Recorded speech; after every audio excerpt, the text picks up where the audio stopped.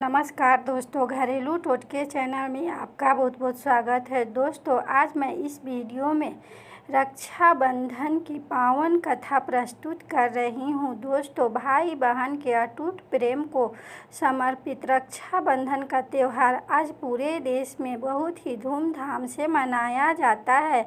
सुबह से ही सड़कों पर राखी बंधवाई जाती है और भाई और बहनें राखियाँ और मिठाई लेकर भाई के घर जाती है। बहनों की चहल पहल होती है, लेकिन क्या दोस्तों आप जानते हैं कि इस त्योहार को और बहनों ने नहीं की थी। रक्षाबंधन कब शुरू हुआ इसे लेकर कोई तारीख तो स्पष्ट नहीं है, लेकिन दोस्तों माना जाता है कि इस पर्व की शुरुआत सतयुग में हुई थी। इस त्योहार से संबंधित कई पौराणिक कथा है जो पुराणों में मौजूद होती है। दोस्तों, रक्षाबंधन की पहली कथा के अनुसार राजा बलि बहुत दानी थे और भगवान विष्णु जी के अन्य भक्त भी थे। एक बार उन्होंने यज्ञ का आयोजन किया। इसी दौरान उनकी परीक्षा लेने के लिए भगवान विष्णु जी वामन अवतार लेकर आए और दान में राजा बलि से 3 पग भूमि लेने के लिए कहा, लेकिन उन्होंने 2 पग में ही पूरी पृथ्वी और आकाश नाप लिया था। इस पर राजा बलि समझ गए कि भगवान उनकी परीक्षा ले रहे हैं। तीसरे पग के लिए उन्होंने भगवान का पग अपने सिर पर रख दिया।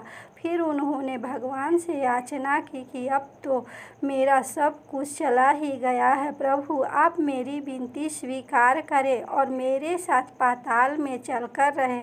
भगवान ने भक्त की बात मान ली और वैकुंठ छोड़कर पाताल में चले गए।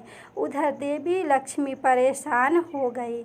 फिर उन्होंने लीला रची और गरीब महिला बनकर राजा बलि के सामने पहुंची और राजा बलि को राखी बांधी। बलि ने कहा कि मेरे पास तो आपको देने के लिए कुछ भी नहीं है। इस पर देवी लक्ष्मी अपने रूप में आई और बोली कि आपके पास तो साक्षात भगवान है, मुझे वही चाहिए। इस पर बलि ने भगवान विष्णु जी को माता लक्ष्मी के साथ जाने दिया। जाते समय भगवान विष्णु जी ने राजा बलि को वरदान दिया कि वह हर साल 4 महीने पाताल में ही निवास करेंगे। यह 4 महीना चातुर्मास के रूप में जाना जाता है, जो कि देवशयनी एकादशी से लेकर देव उठनी एकादशी तक के बीच में होती है। दोस्तों, रक्षाबंधन की दूसरी कथा के अनुसार द्रौपदी और श्री कृष्ण जी का रक्षाबंधन है। राखी से जुड़ी एक सुंदर घटना का उल्लेख महाभारत में भी मिलता है। सुंदर इसलिए क्योंकि यह घटना दर्शाती है कि भाई बहन के स्नेह के लिए उनका सगा होना जरूरी नहीं है।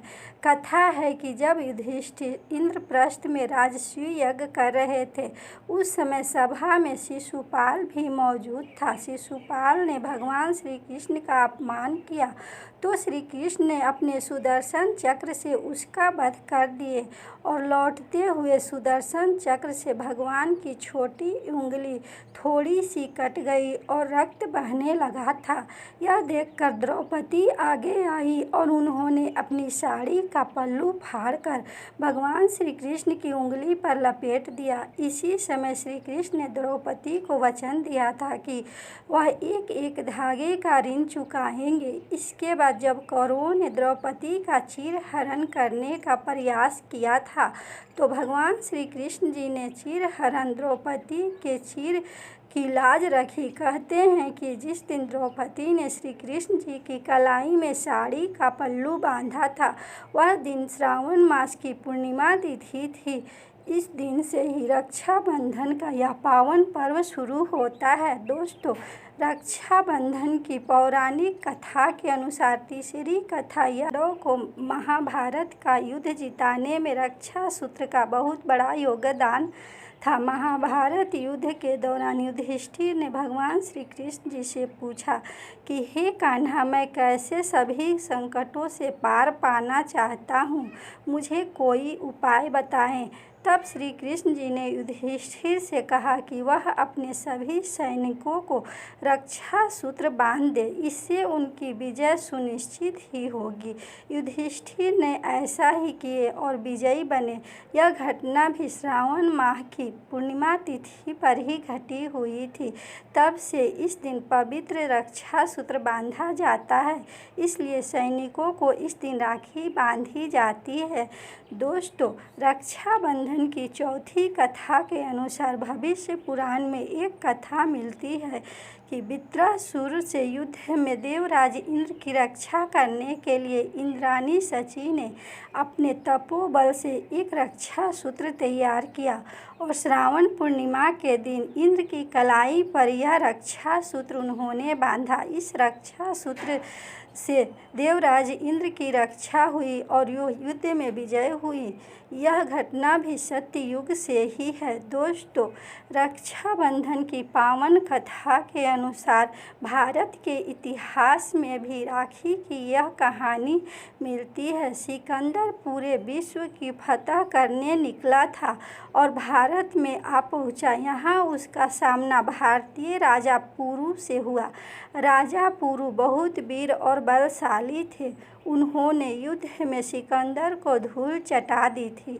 इस दौरान सिकंदर की पत्नी को भारतीय त्योहार रक्षाबंधन के बारे में पता था। तब उन्होंने अपने पति सिकंदर की जान बचाने के लिए राजा पुरु को राखी भेजी। तब राजा पुरु आश्चर्यचकित में पड़ गए, लेकिन राखी के धागों का सम्मान करते हुए उन्होंने युद्ध के दौरान जब सिकंदर पर वार करने के लिए अपना हाथ उठाया तो राखी देखकर ठिठक गए और बाद में उन्हें बंदी बना लिए।